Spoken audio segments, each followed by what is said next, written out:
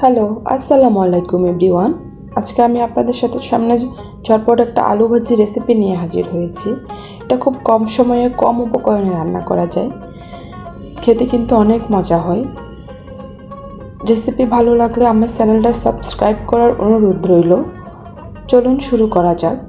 তার জন্য আমি এখানে একটি ডিম আর একটি টমেটো, 2টা পেঁয়াজ, 10-12টা কাঁচামরিচ, 5 কোয়া রসুন কুচি করে নিচ্ছি। তারপর কিছু ধনেপাতা কুচি করে নিচ্ছি। এখানে আলু ভালো করে কুচি করে ধুয়ে একটা ফ্রাই প্যানে নিয়ে নিছি। প্রথমে আমি এখানে টমেটো কুচি দিয়েছি, রসুন কুচি দিছি, তারপরে পেঁয়াজ কুচিটা দিয়ে দিব, এরপরে দিব কাঁচামরিচ কুচি। এগুলো দেওয়ার পরে এখানে আমি কিছু মশলা অ্যাড করব। জিরা গুঁড়ি 1.5 চা চামচ, 1.5 চা চামচ লবণ, 1 চা চামচ মরিচ গুঁড়া, 1 চা চামচ হলুদ গুঁড়া। তারপর এখানে আমি অ্যাড করে দিব যে রান্নার যে সাদা তেল আছে, আমরা যে তেলটা বাসায় আছে ওই তেলটা এখানে দিব। সাদা তেলটা এখানে প্রায় 3 টেবিল চামচ পরিমাণ দিব।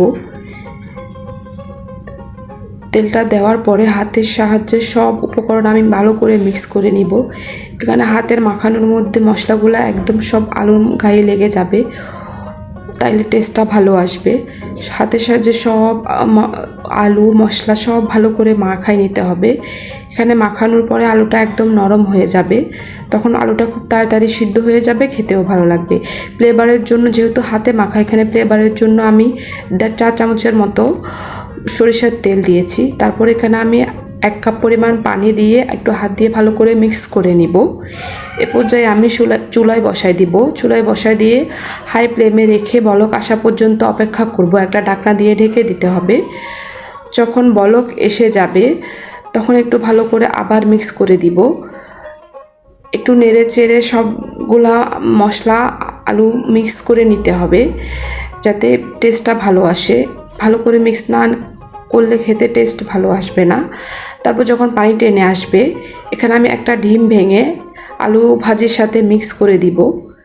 এটাকে হাতে মাখা আলু ভাজি বলে ডিম দিয়ে। আমাদের বাসায় এই ভাজিটা খুব বেশি করি আমরা, খেতেও ভালো লাগে, খুব তাড়াতাড়ি হয়, মশলা কষানোর ঝামেলা থাকে না। তারপর আলুটা যখন একটু ডিমের সাথে মিক্স হয়ে আসবে, ডিমের গন্ধটাও চলে যাবে, এ পর্যায়ে আমি ধনে কুচিটা দিই উপর থেকে ভালো করে দিয়ে একটু মিক্স করে দিব। আলু ভাজির সাথে ধনে বাটা মিক্স করে নেওয়ার পরে একটু 2 মিনিটের জন্য ঢেকে দিব যাতে ফ্লেভারটা ভিতরে ভালো করে ঢুকে যায়। আমি একটা প্লেটে নিয়ে নিছি।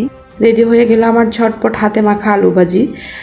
ট্রাই করতে পারেন, খেতে অসাধারণ লাগে, ঝটপট, ঝামেলা কম, মশলা কষানোর ঝামেলা নেই, খেতেও মজা, সবাই পছন্দ করবে বাসায়।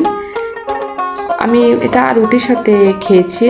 আমাদের বাসায় এটা রুটির সাথে সবাই বেশি খেতে পছন্দ করে। আপনারা পরোটা, লুচি সব কিছুর সাথে, আমরা রুটির সাথে খেয়েছি।